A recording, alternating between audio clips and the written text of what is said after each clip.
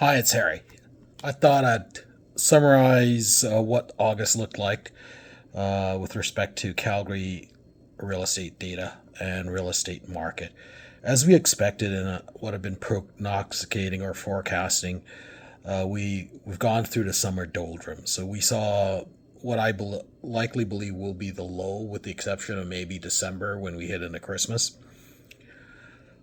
in pricing in Calgary after the April highs. We will likely see a slight rise in September in pricing because typically that's a very seasonal thing. People come back from vacation and all of a sudden they start putting their houses on the market, and it drives the market because there's a little more inventory out there. You'd think that would drop the prices, but it seems to not do that. It tends to pop it up a little bit, and if by mid-September we start to see the Bank of Canada acquiesce against the poor Canadian economy and drop the interest rates, that'll increase the pricing on the homes as well.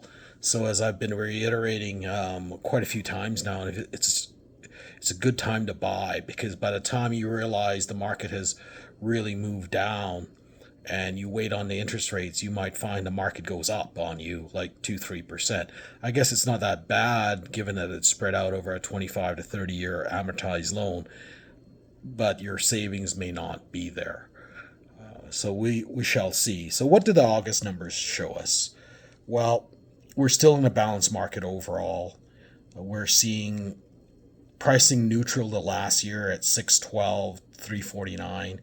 Essentially, that's basically the average for last year. Average for last year ran around 607, so we're spitting distance on this. We got 3.3 months of supply, and the sales are down year over year.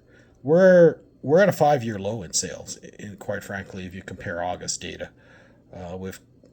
And if you correct it for the net migration in the Calgary, we're back into the sales numbers that we saw pre-COVID. So all this big ramp up in buying has ceased, so to speak. We're back to normal, so to speak. And if we are back to that normal, I've been indicating in various of my newsletters, is that we might be in this trading band of around 800 level for detached homes and the 600 level plus or minus 5-10% due to economic uncertainty for the next 4 or 5 years here. We saw that pre-COVID, and I'm starting to think we're going to start to see this starting now. Interest rates pre-COVID were about overnight Bank of Canada rates of what were 1.75 or 2.75. The bank has kept a little dry powder because of all the uncertainty, especially with the trade issue. They wanted to be able to manage our markets. And given the volatility out of there, I'm not surprised that they've kept it at 2.75. I initially I thought the bank would not do anything. Now I'm starting to think, given our poor economic data, they might do something, provided inflation doesn't raise its head again, because we've been fighting this inflation battle for quite a few over a year now. What are we seeing here? We're seeing 6 quarters of declining GDP per capita. Technically you require 2 quarters of total GDP drop to consider a recession, but everyone here has probably felt like a recession because, quite frankly, 6 quarters of GDP per capita decreasing will feel like a recession to most people, especially with increasing cost structure. Your revenues are dropping, but your cost structure is going up. Your ability to spend per dollar isn't there. And if you look of the 9 terms, which is over 2 years, 9 quarters, 8 of them have been declining. So which kind of tells you they don't like to admit it, but I think in my books that's a recession. Whether they like to term it that or not, they like to be technical about it, but for most folks that'll feel like it. So that's where we are with regard to the August data. And then what do we see on the detached data? We see average pricing at 780, which is lower than the average last year. So overall, we rose above the average in April, May. So what I'm what my initial comments in January was that we would average this year the same average as last year. Once you build into highs and lows, I expect that. I haven't changed my opinion. We might pop up a little bit of it in September, October, and then fall away. So in my mind, there might be some a little downward pressure. After you get the fall rise, and downward pressure means a few percent, not like the sky is falling. The sky is not falling. In Calgary real estate, we haven't seen the big highs that Vancouver and Ontario and Toronto have seen, and we haven't seen the massive drops. Where if you look at it, the Canadian average income's like around 55,000 per person, and if you use that number, given the price of property in Calgary, it's affordable.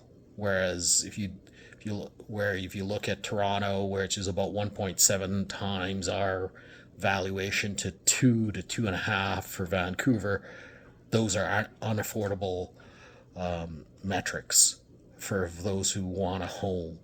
So that's where we're at. What do I see for the remaining of the year? I expect now more and more I think about it, a slight rise in the late September, early October level, and then falling off to Christmas in pricing. And if you're waiting for that interest rate drop, by the time you see it and start to react to it and find a home, you may find the price increases that you see in September, October with the higher inventory and higher demand as people come back to the market erases any gain you might get from a quarter point drop. So that's something to think about. Go forward 2026. I'll speak more to it at the back quarter of the year once I get a feel for where the markets are headed. I expect us overall to start to see inflationary rises to the current prices of housing. I think the U.S. will start to back away from this trade stance because the midterm elections will start to occur by the back half of next year, which is 2026. And that will probably slow down all these tariff battles we had and likely cause a more improved Canadian and worldwide market, which will likely buoy our real estate pricing. So I expect increases on an inflationary level next year. Inflationary being 2 to 3%, nothing serious. So if you're looking at buying, good time to buy. There'll be more selection in the fall market. If you're thinking of selling, unless you need to, I'd suggest waiting for next spring. However, if you're moving upscale and you're selling a lower price home, going to a higher price home, you might capture some gains by just doing that. So there's no issue with that.